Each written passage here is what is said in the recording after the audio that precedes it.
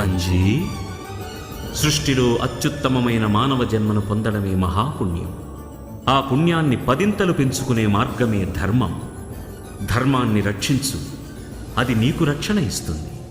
ధర్మరక్షణ కోసం తలకిందులుగా తపస్సు చేయనక్కర్లేదు.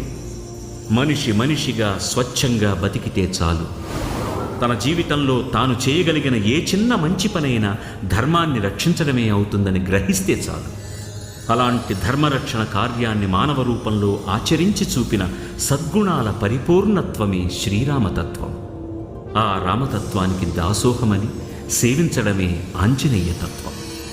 నీలోని ఆ స్వచ్ఛమైన రామతత్వమే నన్ను నీ వైపు నడిపించింది. 150 అడుగుల విగ్రహాన్ని నిలువునా నిలబెడితే అది అంతులేని శూన్యాన్ని చూపెడుతుంది.